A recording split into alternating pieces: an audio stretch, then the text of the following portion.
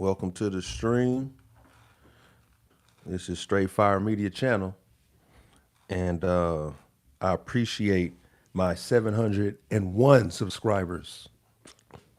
Okay, as of last week, I appreciate that. Yes, I do. Round of applause to all of y'all. Yeah. I don't even know if my applause is my applause even working anymore. Probably not. Let me check and see if my live stream is actually acting right. Let's see here. Just hold, give me 1 second, y'all. I appreciate your patience. Go ahead and hit that like button. If you're watching this in restream mode later on after I've already posted, just go ahead and hit that like button. Share if you care. If not, it's all good. You know what I'm saying? I just appreciate you guys for coming in. I want to keep the channel going. We've been pretty busy. I've been pretty busy myself lately, you guys, working on some things. LA is a busy, hectic place. All right, as I'm sure the rest of America is as well, wherever you're at. And I appreciate the struggle. All right, whatever it is in your daily juggle, I appreciate your struggle. Yeah, well, don't forget that. It takes a lot of mental fortitude to make it out here in America now. No matter who you are, it's a challenge. Because if you're not being challenged financially, then you're being challenged mentally, right? Physically, which is still a mental challenge because you have to mentally overcome physical exhaustion a lot of days. And that's good, you know? You could do it, keep it going. But yeah, I want to stay connected with my audience and my subscribers. I want to continue to build this platform because, you know, the love you give is the love you get. And I'm trying to always work at being a better giver of love, giver of attention, giver of respect, all things positive. You know, it's like watering a plant or providing sunlight at the right time of day. You have to activate the positive emotions, the positive life that you seek to gain. And that's what we all strive to do. Neely Fuller Jr. used to always say, I'm still learning. Yeah, that's part of still learning. You still learn how to be a better lover of people, a better connector with people, repair relationships, if you will, old and new.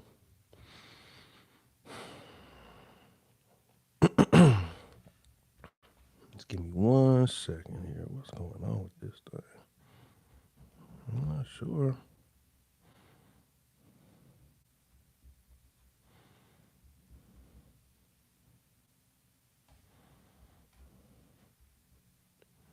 I'm not even sure. Let me see here.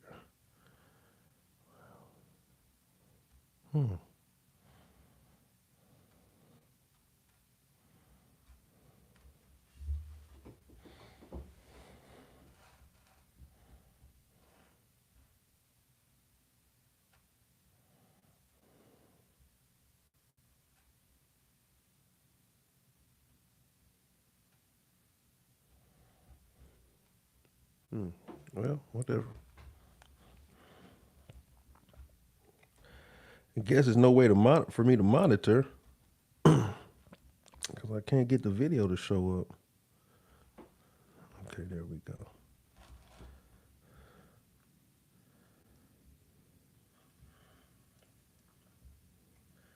I guess there's no way for me to monitor. Okay, we're rolling, guys. All right. Thank you very much, y'all. Yeah, I've been okay. Uh, as you can see, we're in a new studio location here on the West Coast, in the Southland, as we call it. I'm in a historic district.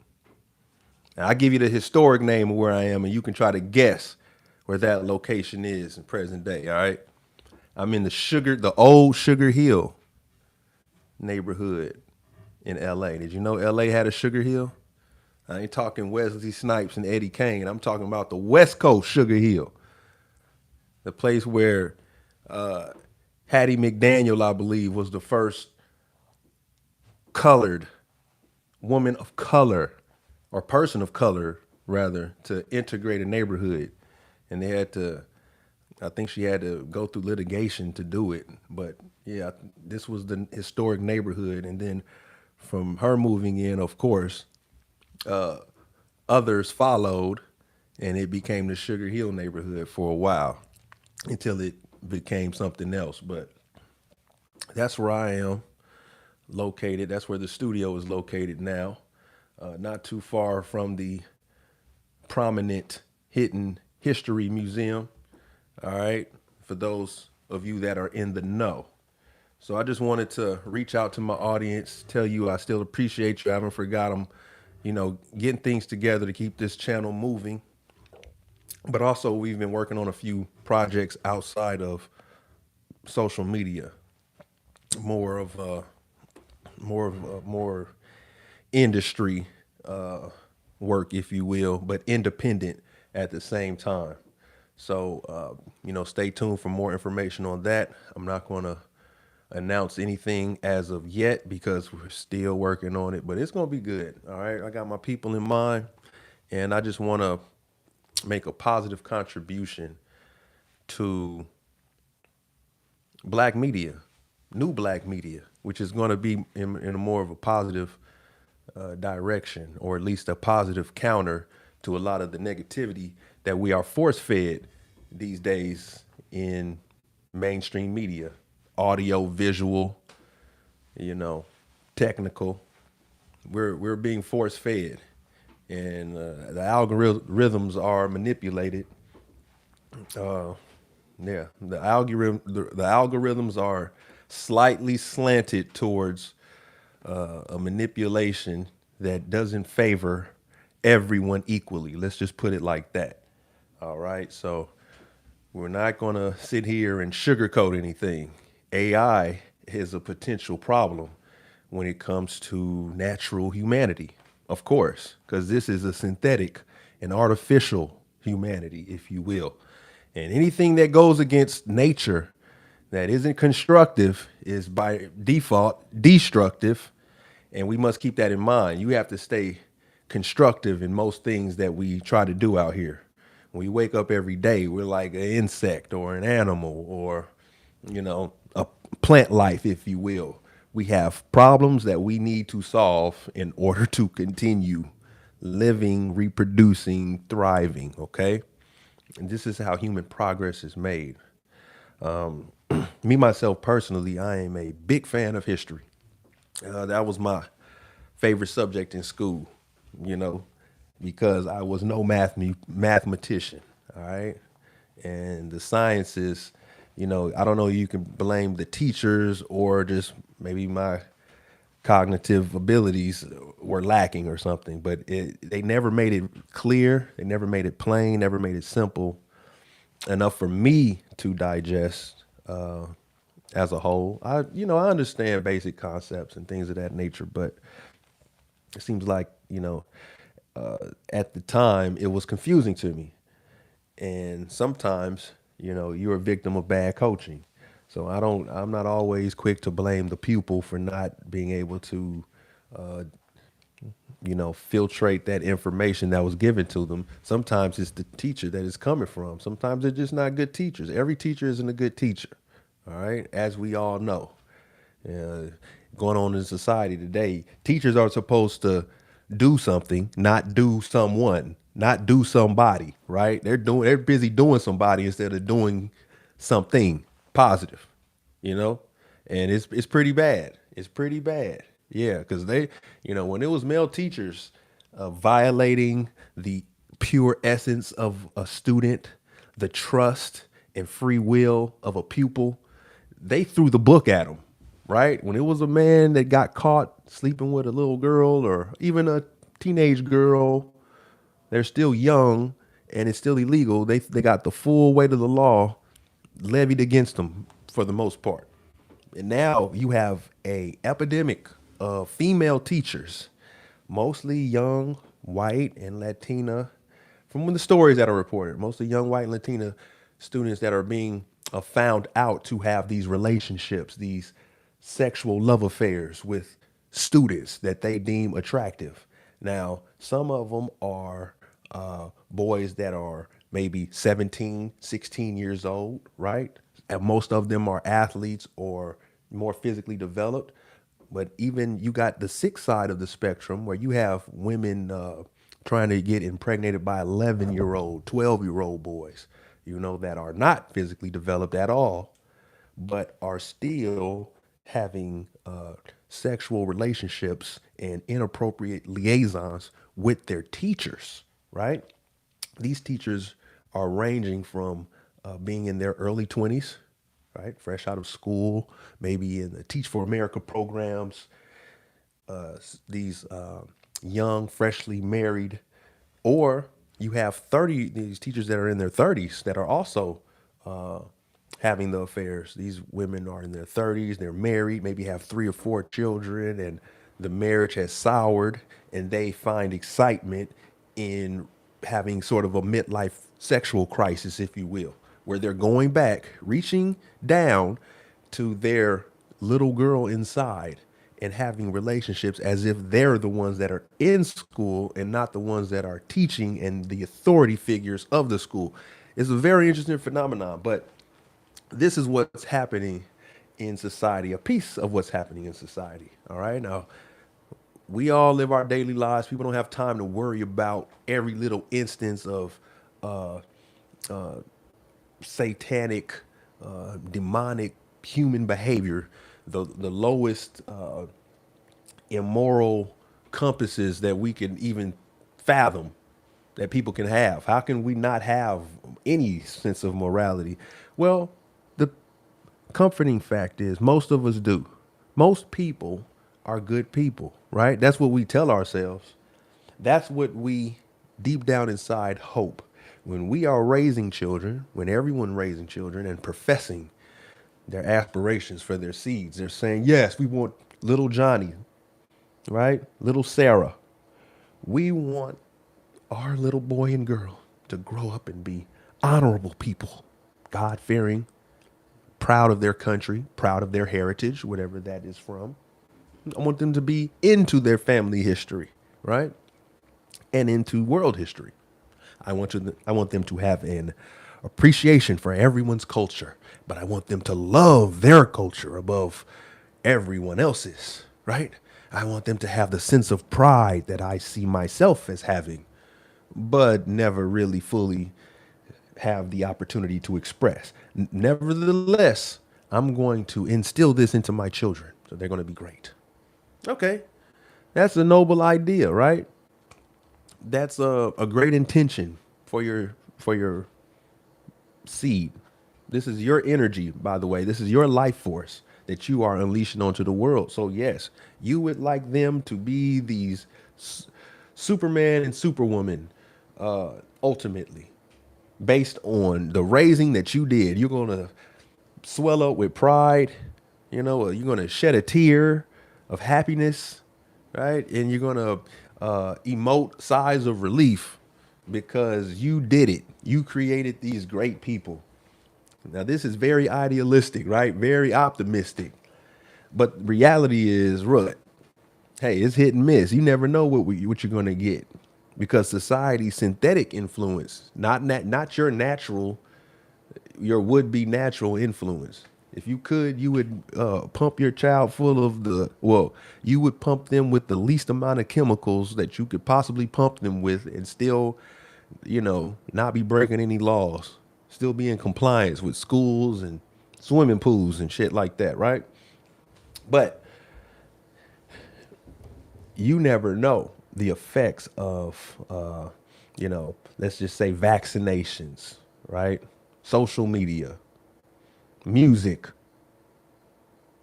friendships, relationships, religious affiliations, right?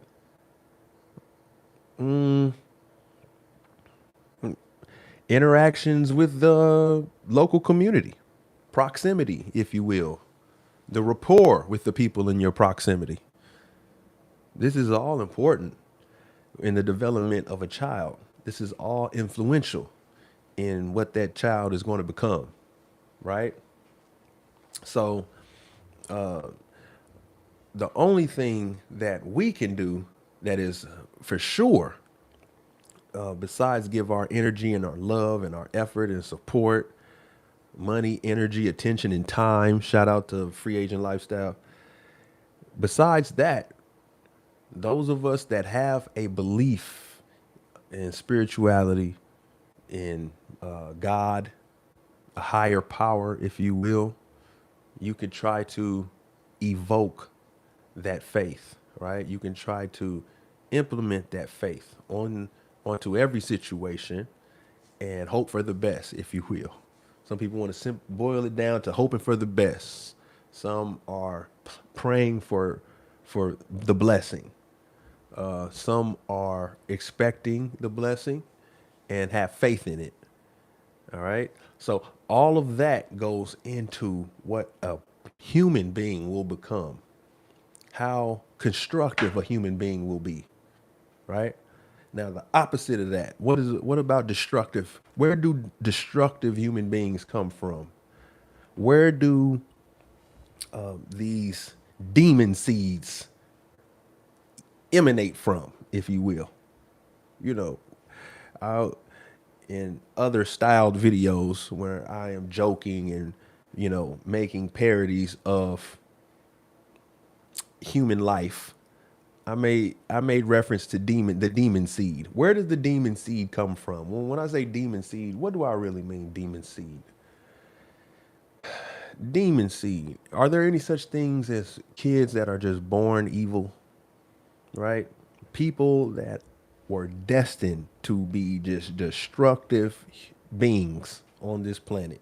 Serial killers, serial rapists, child molesters, mass shooters. Are these demon seeds? Were these people the seed of another man? Did the man before them have murderous tendencies, sociopathic, or even psychopathic tendencies? What about skip genetics? Maybe their grandfather was just a demonic criminal, just a serial criminal. Maybe he was a murderer. Maybe he just robbed banks. Maybe it comes through a bloodline. Or were the parents saints? And maybe they just had a bad seed, whatever that is. Did something happen, or did something happen to that kid? Did a traumatic event cause a rage and a need to hurt other people, specific types of people, random people, at random times? Like, is that possible? As psychologists, psychiatrists, and other healthcare professionals, like, study the minds of these people that over the years that have been documented, confessed, found guilty of, or videotaped, or just have expressed responsibility for heinous acts. Have we found definitive prevention methods? No, because even though we've been studying these minds that have committed these heinous acts, we have implemented new technologies to try to deter people from having these impulses. It still seems to occur, right? These massive killings, these brutal sexual assault rituals from people, right? Entire groups are connecting. Now, what the technology has done is worked as a conduit for the selection and the gathering of like-minded individuals, right? people can get along. You can have hidden groups of serial killers. You know, a group of 5 people who like to just kill for fun. They have a little group in somewhere off in the corners of the dark web, where they just, they have meetings, get-togethers, and just discuss what they plan on doing or what they have done over the past year.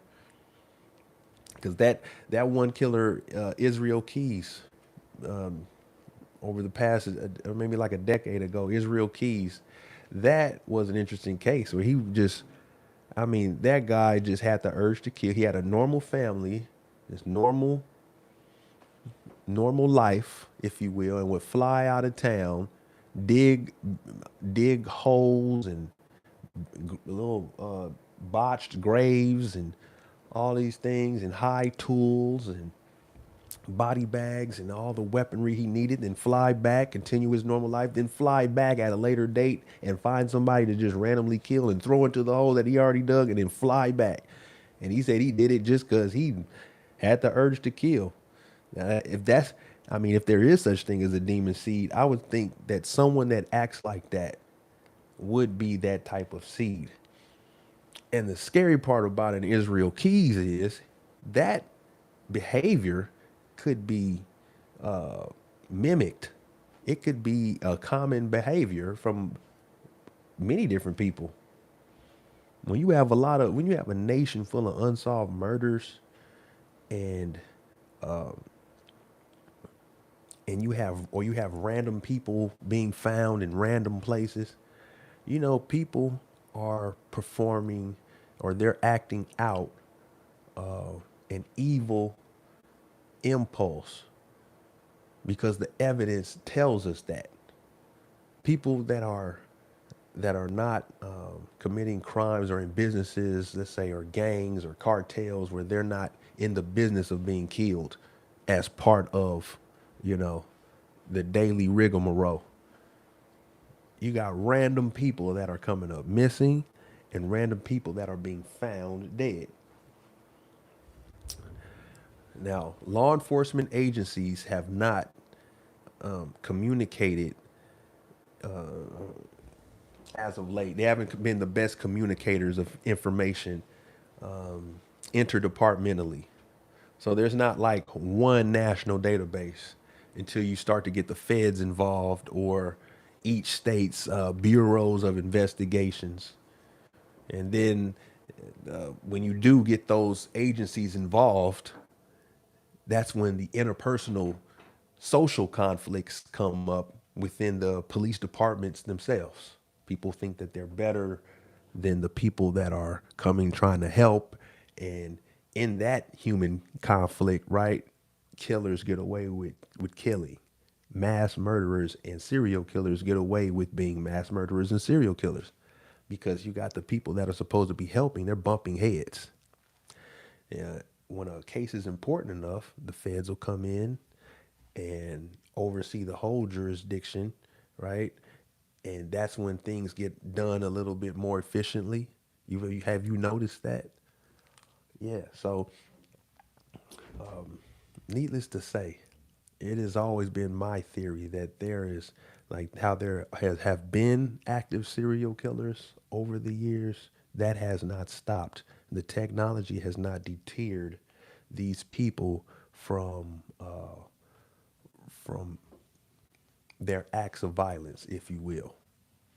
Now, I hate to call it like I see it, but when you do have questions of, are there really demon seeds? Are there really people that are just born evil? You have to turn to the word of God, in my opinion. Okay? So what I wanted to do as I continue to rant on, if you will, is just read a few passages from my audience so we can give us something to think about. These are going to be 3 completely different sources of information, but I think that just the spark of light that can be thought, just a spark of thought within you, something to grow on as we go throughout our day. Let me go ahead and pull out the first passage.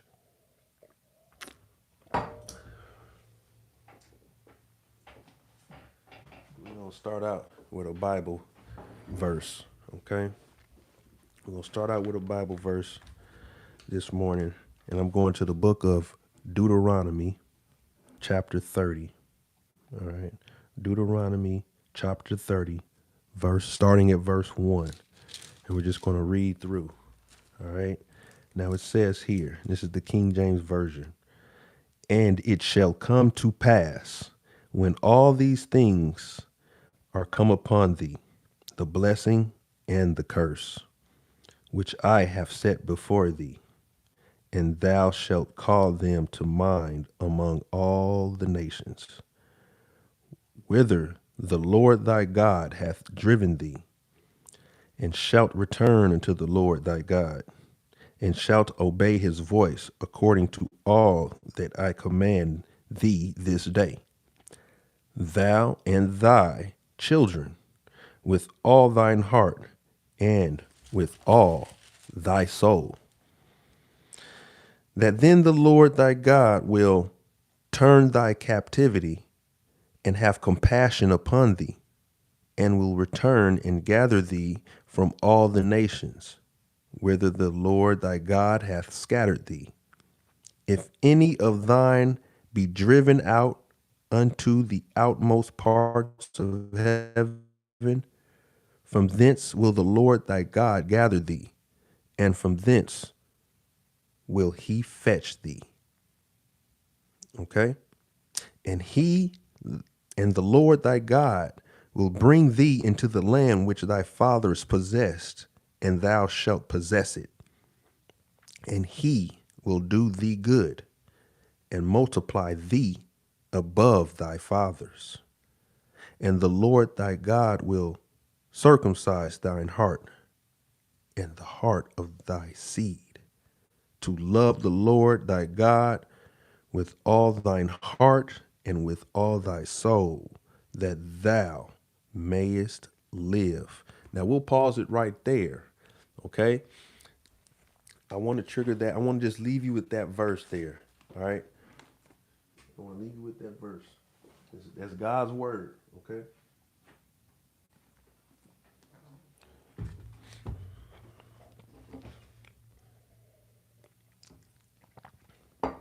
Now, this is the definition of what is faith. Faith is that icing on the cake. That icing on the cake being the natural beauty of the earth, which is proof of God himself. But even on top of the beauty of nature, God gives you the ability to have faith in him. Have faith that the life that he set forth on the earth shall continue the way that he wants it to continue, not the way that people that don't follow him try to make you believe it's going to happen, installing fear, false flags, right? Synthetic alternatives to what is nature, fooling you into believing that what God created, man can destroy.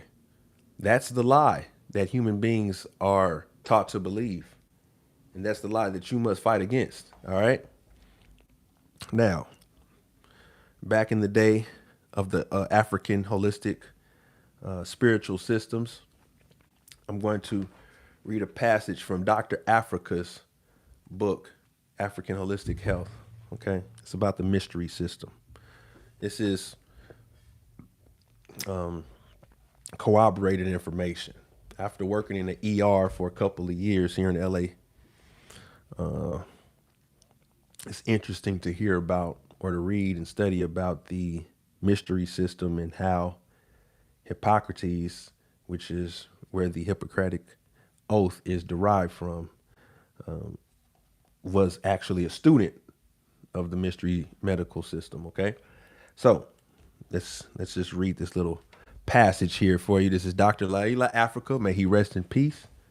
And the book was entitled African Holistic Health. This is the revised and expanded edition for those of you that haven't ordered your copy yet. Go ahead and get you a copy of that. You need it. It's a lot of valuable information in this book. All right. It's like I mean, it's so much valuable information in here on top of his videos that are already on YouTube. But yeah, let's go. So, the medical practitioners of Africa received formal education by being initiated in the mystery system. A medical student was selected for initiation, just as students are selected for college via scores and personality profiles. The students or initiates could participate in their education on a general educational level called exoteric learning, or on a higher level called esoteric. The mystery system has 7 degrees, or which are levels or steps of learning before completion. The first degree educates you in the course or base aspects of medicine and is known as Pastor Foros. This system is not confined to medicine and includes all known and unknown sciences. However, the initiate could be educated for a specific area or major, or talent, or a combination of areas, which are majors. In any case, upon competition of the first degree, the student advances to the Neokoros degree, which focuses on the structural energy of medicines, such as the energy of shapes, squares, pyramids, triangles, obelisks. Then the Melanophoros degree is studied, whereby the student learns the energy forces of non-polarized energy, such as the melanin DNA energy state, which is created between the death and life state. In the Kistophoros degree, it's with a K, Kistophoros, okay? Kistophoros degree, the student learns how to will the inherent law of plants, crystals, metals, colors, magnets, music, etc. In the fifth degree of Balahate, Balahate, okay, Balahate, the student learns the science of nature and interactions of alchemic laws. In the sixth degree of astronomos, sorry, y'all, astronomos, just like how I'm saying it, astronomos, that's how it's spelled. The student learns cycles, astrology, and the manipulations of the cosmic forces and their reaction to the cells, thoughts, biochemistry, organs, bones, emotions, vitamins and minerals, okay, in the body and on the galaxy. Wow. That makes so much sense because the body is like the galaxy. But that degree, that late degree, that sixth degree of astronomers, I'm gonna have to read that again. That's amazing. The student learns cycles, astrology, and the manipulations of the cosmic forces and their reaction in the cells, thoughts, biochemistry, organs, bones, emotions, vitamins, and minerals in the body and on the galaxy. In the seventh degree of the Propheta, Propheta, the student learns all the secrets of the higher mystery system and becomes a god, which is a master or a PhD. Interesting to note, the word God is not meant in the European Orthodox sense. In African culture, if a chicken had offspring, they were called chickens. And if God had children, man, they would be called gods. The title of God was earned via the mystery system and the application of Ma'at in the daily life.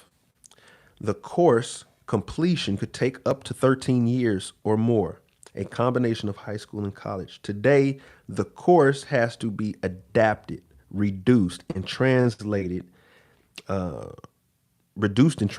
and put in a language conducive for the social condition Africans are in parentheses, white supremacy. That's that's the social condition that Africans are in. It has to be used as technology for African liberation. The selection of a student into esoteric mystery system would take from 2 to 3 years. Hippocrates spent at the most extreme estimate 2 years or less in Africa. His knowledge of medicine would have been the esoteric or a general mystery system course. In other words, Greek and Caucasian medicine is based upon the first books, the first degrees of African medical science. Yet, with this limited knowledge, Hippocrates cured approximately 3,000 people in his lifetime. He did not know blood circulated in the body.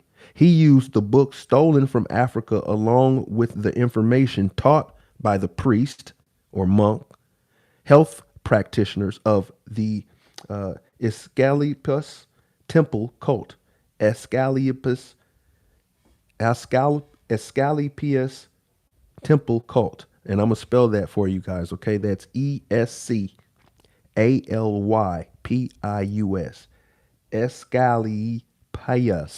Escalapius temple cult. Okay? That's how that derived from the African mystery system. So you see, the current medicine that they built was only from a beginner's portion of what the Africans were doing. And you wonder why the lifespan now has, for Africans or blacks, however you want to call us, are amongst the lowest now. Our disease rates are on the rise because this has been a corrupted and perverted version of the system that we would supposed to be following. All right. So remember that this doesn't go against God. This doesn't go against God. African spirituality does not go against the Bible. African spirituality derives from it and is a derivative of God's word, if you will. A direct derivative is what I like to call it. So take that thought with you as well. That's the second thought I wanted to give you.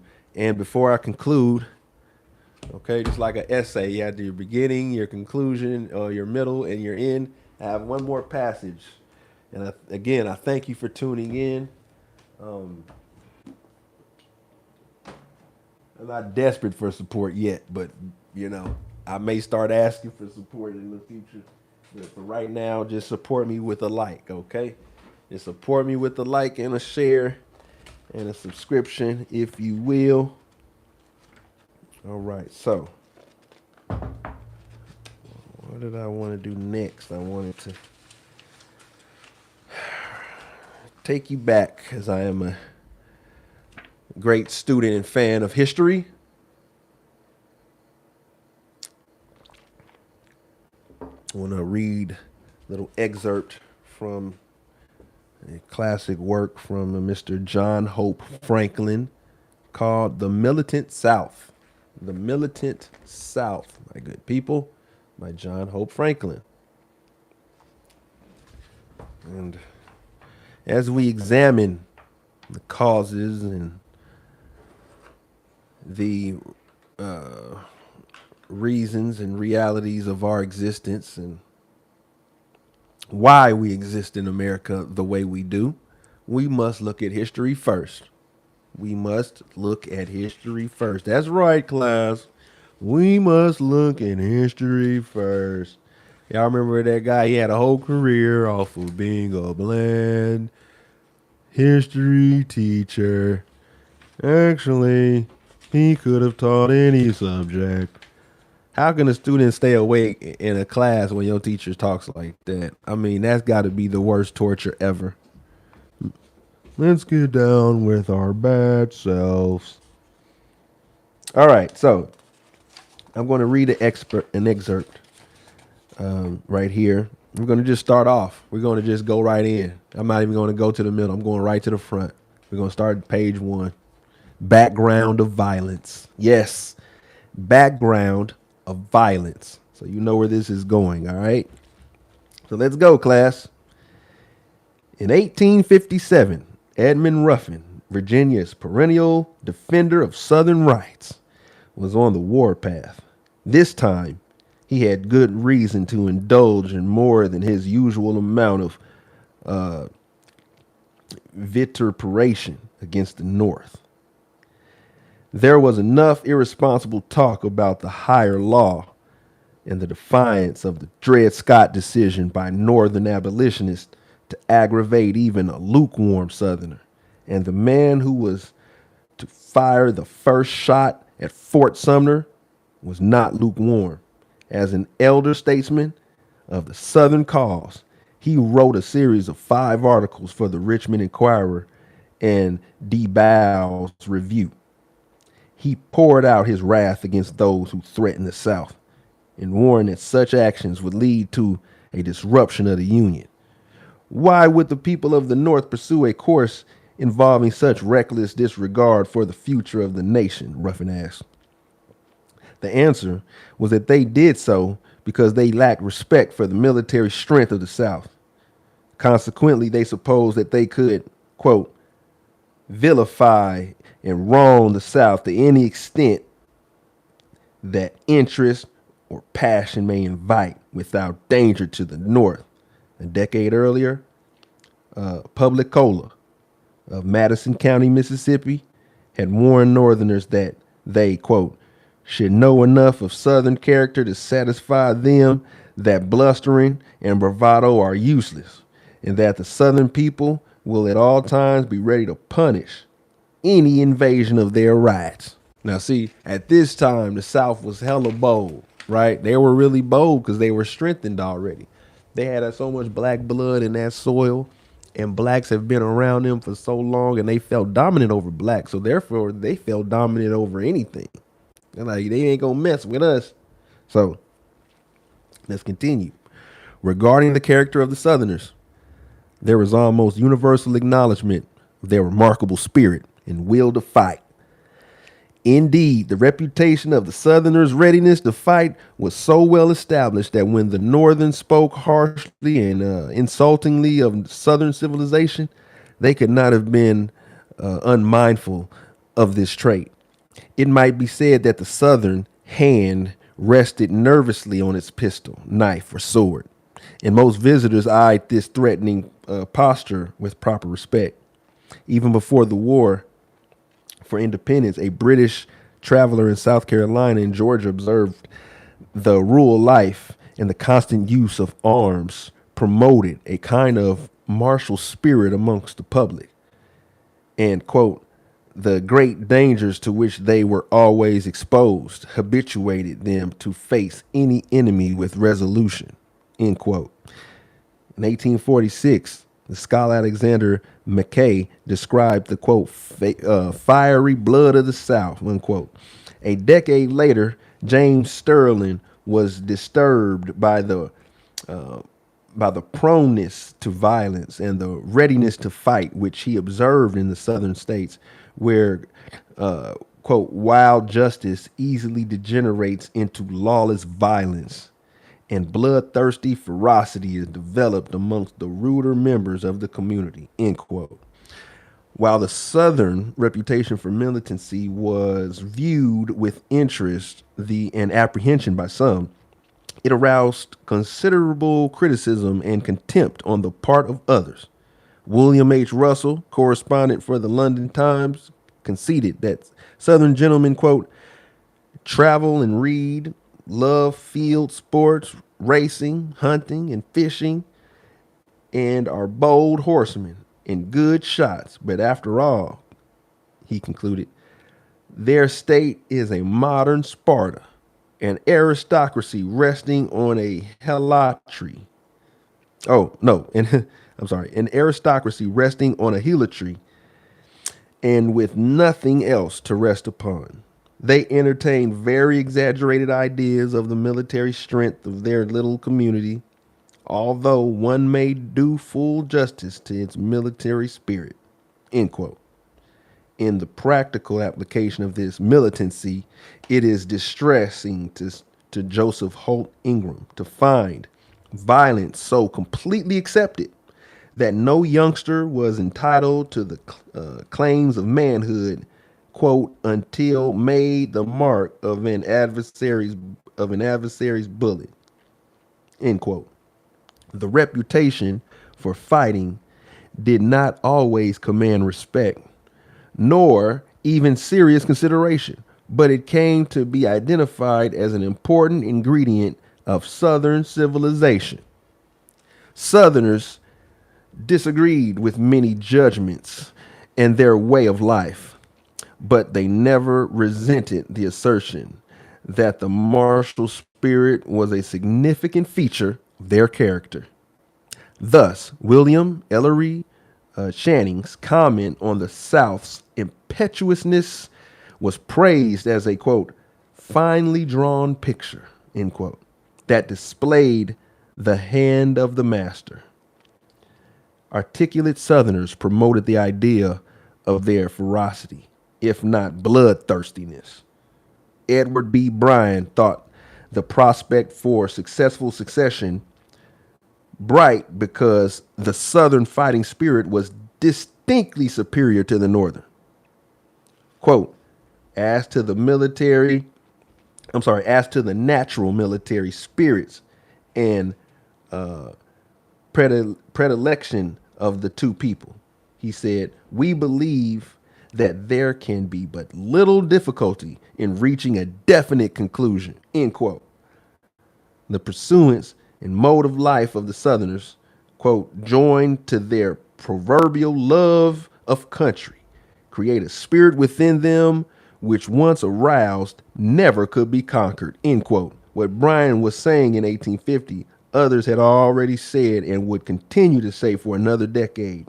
Experience in everyday life had made the Southerner a kind of fighter unique to the world.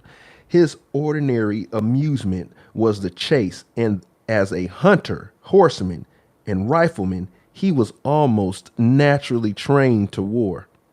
This is in his mind, right? This is what I call part of the white man's fantasy, but let's continue. I don't want to, let's not deviate from some subject at hand. I continue. In a military struggle, the South would surely win, one writer predicated, for it had, quote, more aptitude and genius for war, end quote, than the North. And having won the war, Southerners would display great qualities in their control of the Northern people. Naturally generous. They were, quote, naturally generous, end quote. Another admitted Southerners exercise much forbearance till the question of honor is raised, and then they rush to the sword, fierce and fearless in a contest, yet just, generous, and gentle in command. They possessed every quality necessary to rule the Northern people, end quote. Inheritance was the chief explanation offered by this writer for the military and political superiority of the South. Those who settled the North were disaffected religionists. They were, quote, this is a quote, disaffected religionists, end quote, who continue to, quote, carry out the peculiarities of their religion and race, end quote. But, quote, the Southern states were settled and governed by persons belonging to the blood and race of the reigning family. The Cavaliers, directly descended from the Norman barons of William, end quote, were, quote, a race distinguished for warlike and fearless character, a race renowned for gallantry, chivalry, gentleness, and intellect, end quote. That race ruled, quote, the world over, whether the subject be African or Caucasian, Celt or Saxon, end quote. Even Southerners without a claim to Cavalier ancestry did not suffer from a lack of fighting spirit. Georgians could proudly point to an accumulated tradition of vigor in living and sternness in their relations with their neighbors and with England that more than compensated for their humble origins. The Scots and the Scot Irish in the back country brought a tradition of pride, boastfulness, and vigor that found a congenial atmosphere in the frontier environment. The habit of war was ingrained in the Scots. Usually, their heroes were warriors, and their admiration for the qualities of courage, endurance, and loyalty to leaders was almost unbounded. Thus, articulate Europeans, Northerners, and Southerners had contributed much to the idealization of the Southerner as one of the very fearful characters of the 19th century. He enjoyed the reputation of being sensitive, quick to defend his honor, adept and skilled in the use of weapons, and with an inherited capacity to rule the conquered with enviable effectiveness. What is with all this being sensitive thing coming from? Being sensitive. They've noted that a few times already. Being sensitive. Anyway, okay. I digress. Let's continue. The Southerner's reputation as a fighting man, rested not only on what others said about him, or even on what he said about himself, but also on what he had done. There had been a time when few people were convinced of the South's capacity or will to fight. During the War for Independence, for example, New England patriots feared that their Southern comrades would be derelict in shouldering arms against England. Washington did not exclude the South when he complained of the dearth of public spirit in the colonies. And General Charles Lee in early 1776 was distressed over the lack of enthusiasm and decisiveness in the South. So, too, General Gage anticipated little difficulty with the South. The people of the South, quote, talk very high, but they can do nothing. Their numerous slaves in the bowels of their country and the Indians as their backs will always keep them quiet, end quote. Few Southerners wrote histories of the war for independence in the years immediately after the struggle. And Northern writers emphasized the contributions of their section. Southerners remained indifferent to the matter until the intersectional struggle became bitter. In the 1840s, however, they sought not only to establish the unquestioned military superiority of the contemporary Southerner, but also to rehabilitate the gallant Southern fighter for independence.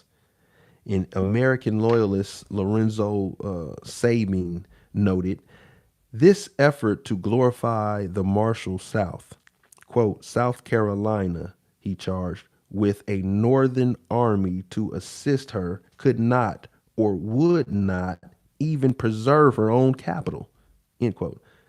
Southerners who read the book were furious. Outraged, one said that, quote, the claims of Carolina to be the distraction which her public men assert may be slurred over by ingenious misrepresentation, but she cannot be defrauded of them. We cannot allow that her fame is to be smushed because there were many within her territories with whom her champions were hourly doing battle. In 1850, and that's end quote. In 1850, the eloquent and ubiquitous champion of the Southern rights, J.D.B.D. Bow. Who in it? Why do they got so many? Okay. His name is J.D.B. DeBow. And that last name is D.E., then capital, then space, capital B.O.W., DeBow. Vigorously defended the Southern fighter in the war for independence.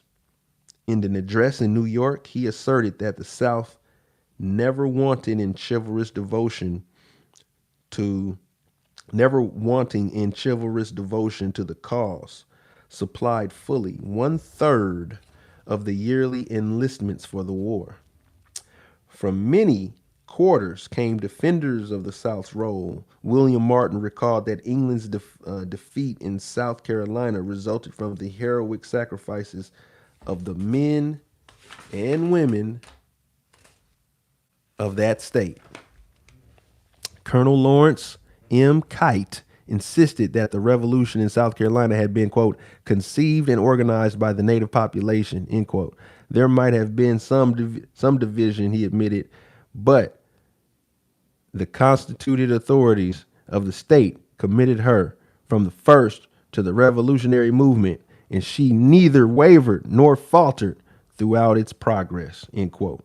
The argument over the South's valor in the war for independence found its way to the floor of the United States Senate in 1856.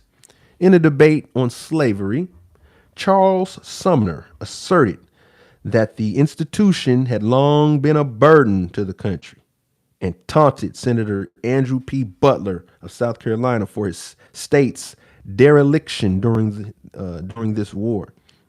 South Carolina had betrayed a, quote, shameful imbecility. A shameful imbecility, end quote, as a result of slavery.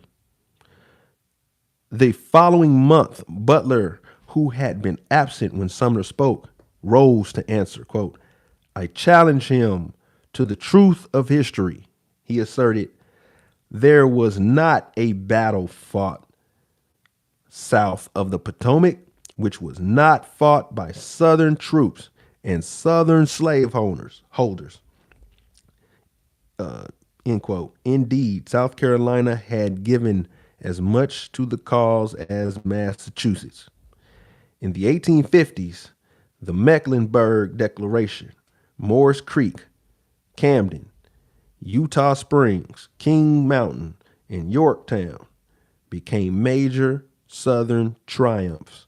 In Southern eyes, these landmarks and the achievements of independence had been secured primarily, if not exclusively, by Southern men.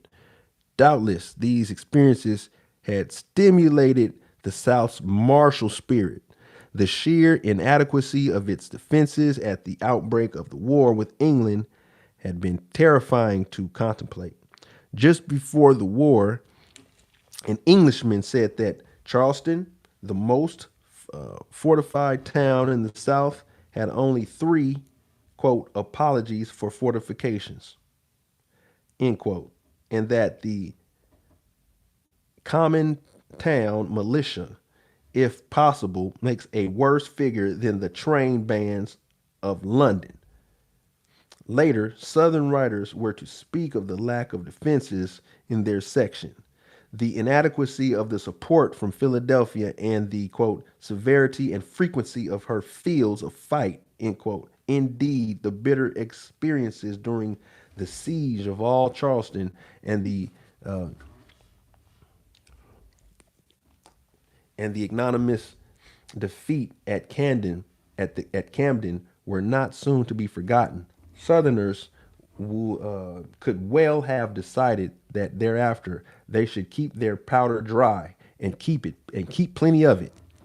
In the War of 1812, the South's fighting reputation made substantial headway. The promoters of the war were, for the most part, Southerners, and nowhere was there more enthusiastic support of the war than in the South. Southern militia were early placed on a war footing, while New England's governors were defying to the federal government's call for men. To one Virginian, this seemed the blackest of crimes. Oh, This seemed the blackest of crimes, and in his remonstrance, he cried, "Okay, wow! I wonder if they quoted like that. The blackest of crimes." He called it the blackest of crimes. That's interesting. You heard of the black jobs? That's the blackest of crimes. The blackest of crimes. Shout out to Charlie Kirk. The blackest of crimes. This is wow. Okay, so in his remonstrance, he cried, "Oh, good people of New England, pause, pause." He was saying pause back then, y'all. Pause, pause. For heaven's sake, pause. Stand a moment on the brink and look at the great ocean of trouble before you. Embark, or you may be lost amidst the storms of the deep. Meanwhile, in Baltimore, where an editor dared to criticize the war, a mob sacked and virtually destroyed his offices. Southerners easily possessed the greater will and anxiety to fight. David Campbell of Richmond expressed the views of many when he said that he had a most, quote, prodigious fever and put on the armor of a soldier to bear a part in a glorious and honorable war waged for the liberty and happiness of man. The Mexican War gave Southerners an opportunity to display their gallantry in battle and to advance their economic and political interests. As early as 1845, this magnificent dream of sport, glory, and opulence seemed to be on the point of realization, and the war spirit flamed high. The Richmond Inquirer, its ardor for war overflowing, asks, quote, "What more inspiring strain can strike the ears of freedmen than the trumpet note which summons our people to the punishment of tyrants?" End quote. The New Orleans Picayune observed that wherever one went in the city, the talk was, quote, war and nothing but war, end quote. When war came, the enthusiastic support of Southern states completely eclipsed the rather feeble martial activity in other parts of the country. Thomas R. Cobb of Athens, Georgia, wrote his brother Howe in Congress that he, quote, never saw the people more excited. A volunteer company could be raised in every county in Georgia, end quote. Tennessee answered the call for 3,000 men. No, I'm sorry. Tennessee answered the call for 3,000 men with 30,000 men. That's why they call it the volunteer state. North Carolina offered more than 3 times her quota. Savannah, so many volunteer companies sought to represent the city that had been asked to send one company that is deemed necessary to decide by lot which organization should be accorded the honor. Wow. The gallant men of Mississippi throughout thought that Governor Albert G. Brown was much too slow in putting the state on a war footing. The Natchez Fencibles marched to Jackson and burned the governor in effigy before his mansion. A fighting bard who might have been motivated by political considerations expressed the same feeling on a local paper. It said, "Our governor has betrayed his trust.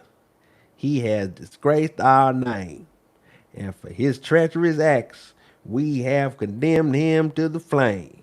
Alas, let him let this hereafter be a warning to the rest. We love a brave and valiant man, a coward we detest." Well, the war's impact on the South was remarkable, and the fighting zeal of Southern people was incomparable. Almost everywhere men deserted peaceful pursuits for the battlefield. Charles Landman said that many households in the Allegheny region have been rendered very desolate by the Mexican War. When the call was issued for volunteers, the men of the southern mountains poured into the valley almost without bidding their mothers and wives and sisters a final adieu. Then the men of Mississippi were outraged when three regiments from Tennessee, whose people were neither braver nor better, received a call, while Mississippi men still waited. One planner viewed the great enthusiasm for war as having, ironically enough, a real social significance. The war, he wrote, will serve one good purpose: thin out loafers. In Natchez, there is quite a patriotic spirit among such folks. The victories gave the South an excellent opportunity to claim a superior will to fight, and it's missed no opportunity to do so. After the Battle of Buena Vista, Charles Dabney, a student at the College of William and Mary, wrote his parents, quote, "We we may all be proud to say that we are Mississippians. Look at the veteran coolness with which they received the charge of the Mexican cavalry. Look at the southern impetuosity with which they threw themselves into every dangerous position." End quote. To illustrate the South's superior military strength, James DeBow published a summary of the contribution of the North and the South to the war. 43,000 Southerners and 22,000 Northerners took part in the struggle. Louisiana contributed 7 times as many men as Massachusetts. Tennessee sent more than 5,000 men, while New York sent less than 1,700. When Thomas Nichols made his first visit to New Orleans, he saw the returning heroes and thrilling crowds. In the Place d'Armes, the military band was playing. The artillery company, going through its evolutions, was a further demonstration of the, quote, pomp and circumstance of glorious war, end quote. In 1859, the Mississippians were still praising the valor of their men in the war. As long as American arms and valor shall be honored, or the American name be known, William Crane pronounced, so long will the 1st Mississippi Regiment and Jefferson Davis be remembered and admired for every chivalric son of Mississippi. Some Southerners discerned a far-reaching significance growing out of their performance in the Mexican War. All right. One thought was that it proved the Southerners competent to engage in foreign conquest. It has shown that, well, this is a quote, it has shown that in foreign invasion we are wanting in none of the elements which enable us to maintain our liberties at home, end quote. The really significant thing, however, was the way in which the war enhanced the South's military reputation. As a military people, none can deny that we are fully equal, perhaps superior to any other. Our renown for skill, courage, and indomitable energy in battle, humanity, and moderation after victory has overspread the world. And the storm of war which shook Mexico to her foundations roused not the slightest ripple amongst the smooth waters of our internal repose. By 1860, the South claimed to be the fountainhead of martial spirit of the United States. It argued that it had turned the tide of battle in the nation's wars and had been the training ground for the soldiers of the country. American soldiers had been schooled in the art of science and in the science of war by treatises written by Southerners. Major D.H. Hill boasted upon that the Southern scholar had evinced the section's military spirit just as forcefully as had the soldier. Quote, the books on infantry tactics we use were prepared by Scott of Virginia and Hardy of Georgia. The manual of artillery tactics in use is by Anderson of Kentucky.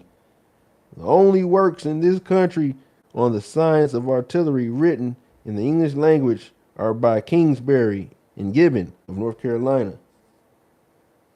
Mordecai of South Carolina was the leading authority on gunpowder, while Mahan of Virginia had published the best works in military engineering. These gentlemen are all graduates of West Point and are officers in the Army, but the South claims them as her own. The South's reputation for fighting and winning was secure.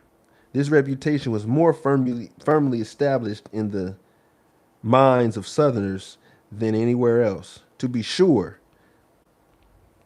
but people in other places took cognizance of the South's claims and were willing to make some concessions regarding its military spirit.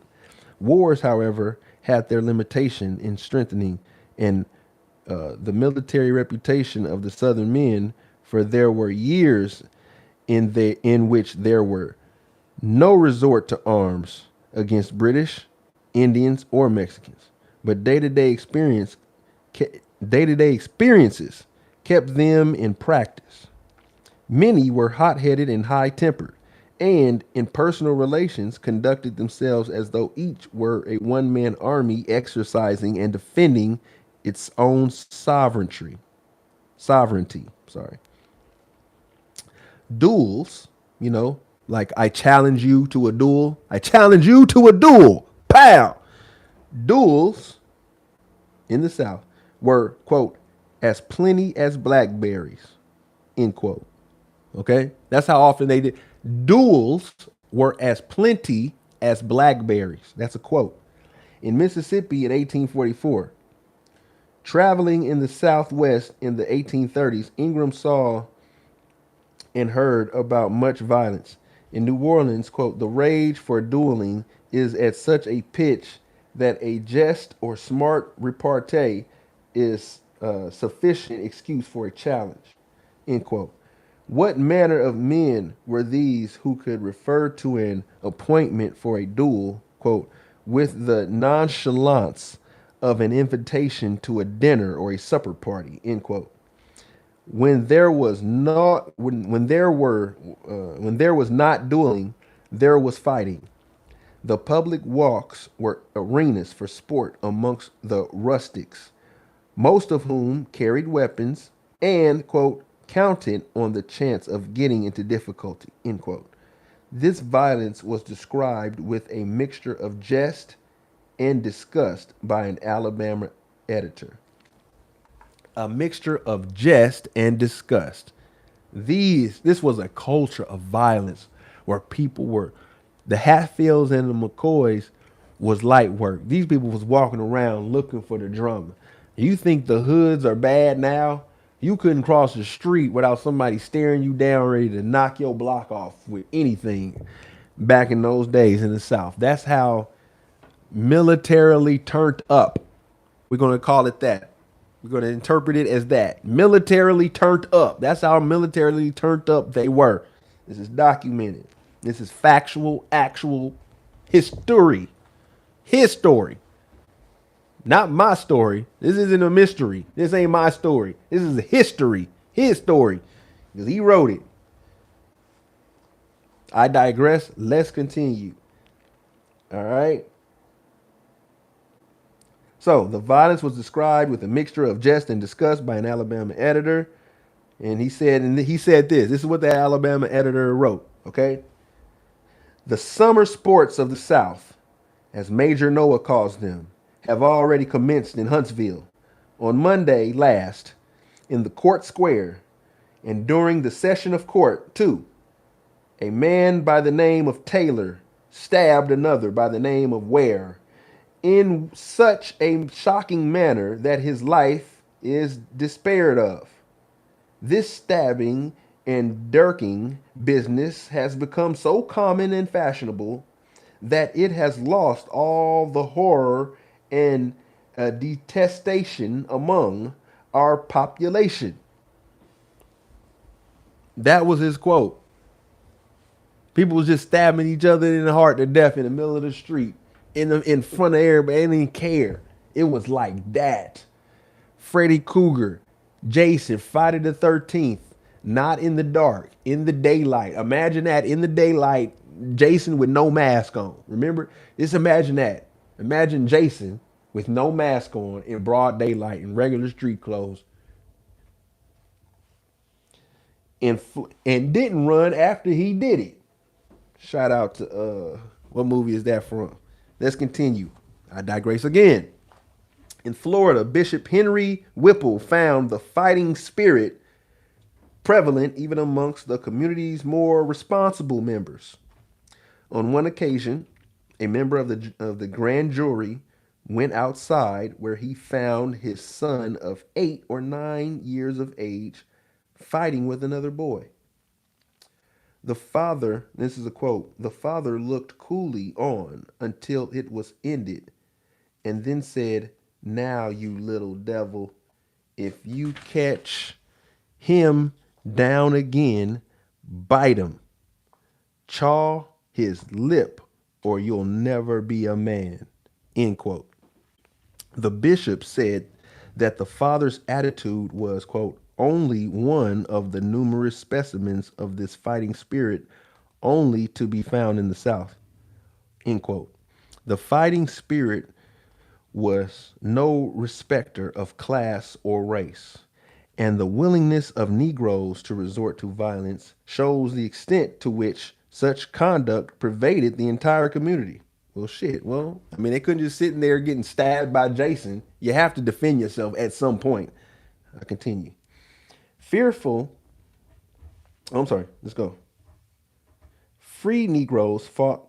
Free Negroes fought slaves, whites, and each other, fearful of losing the few privileges that freedom accorded them, and dogged by the vicissitude, vicissitudes that the struggle of such an anomalous position involved. They frequently outdid other members of the community in manifesting a proclivity to fight. There were fights among slaves and revolts and rumors of revolts.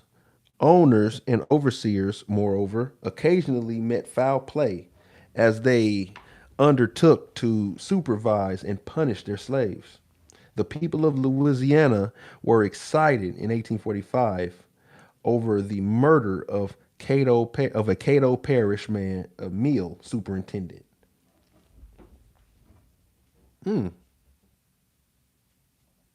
They were excited. The people of Louisiana were excited in 1845 over the murder of a Cato Parish meal superintendent by a Negro whom he sought to chastise.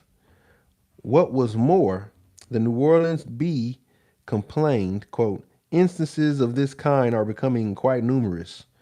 It was only a few months since that a Negro was hanged in Greenwood for attempting the life of his overseer. But a few weeks or so since in the county of Harrison, Texas, a Mr. Wilson met with the most distressing death by the hands of his own slaves. Southerners could have done no better job of establishing a reputation for violence and fighting had they sought to do so by formal dramatization. Visitors from the North and from Europe did much to spread the South's reputation for militancy, but the alacrity with which Southerners displayed their bellicosity and the boastful pride in which they discussed it contributed significantly to the general impression that Southerners were a pugnacious lot. They were not being merely theatrical, although they had their moments of sheer acting. The flow of blood and the grief produced suggest a deep, pervading quality that could not be overlooked. All right.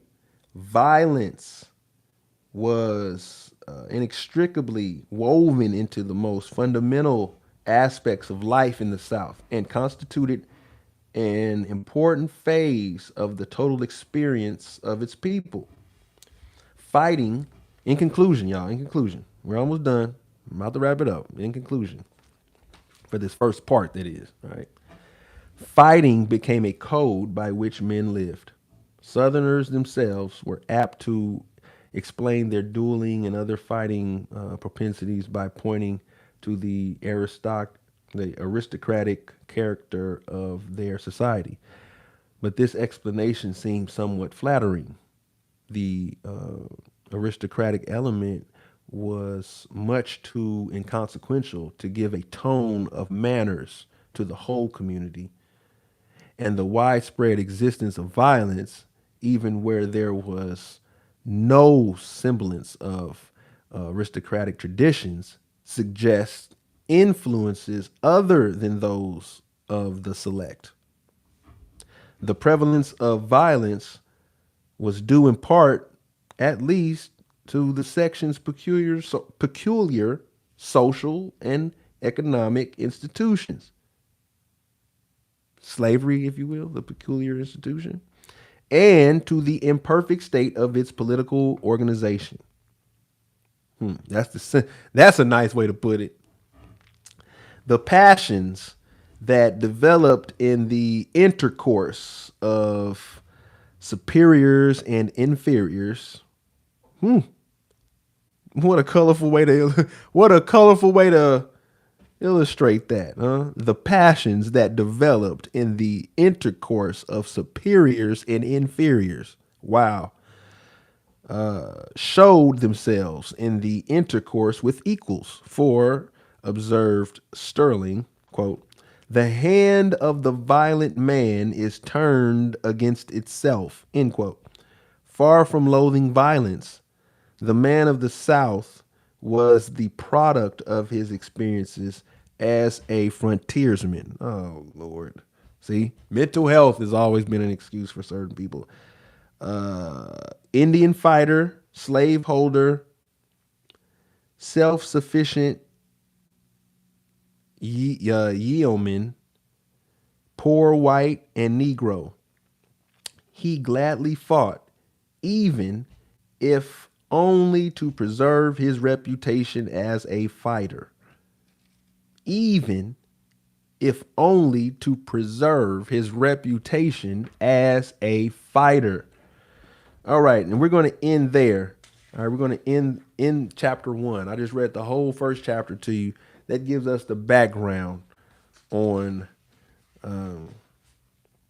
what we are working with when it comes to the mentality of America. All right. Remember, to be associated as a white supremacist is an action. Everyone has a freedom. Just because you could be white, black, brown, yellow, red, or purple, or an alien from outer space. White supremacy is just a mentality. You're not born into that. Everything is a choice. How you choose to identify is also a choice. So John Hope Franklin is breaking down some real truths, and the truth hurts sometimes. It hurts people. But we all need to hear the truth and start at history so we can try to figure out how to provide hope and provide a constructive future going forward. All right, you guys. So I thank you for tuning in to this quick impromptu live. It's your boy Rami J, Straight Fire Channel. You know where to find me. Feel free to support with a like. We may come back on a little bit later on tonight for a live broadcast. It may be a little bit more adult. It's going to be later on. But I thank you for tuning in, all right? Tolerating my voice on this platform. I want to give you love and support, encouragement, because the love that you give is the love that you get. And we all could use that at times, you know? Nobody's life out here is perfect because no one walking around is Jesus. If it was, you would hear about it. Trust me. All right. So thank you for tuning in. This is the Straight Fire Channel, Impromptu Live. And go ahead and hit the like button.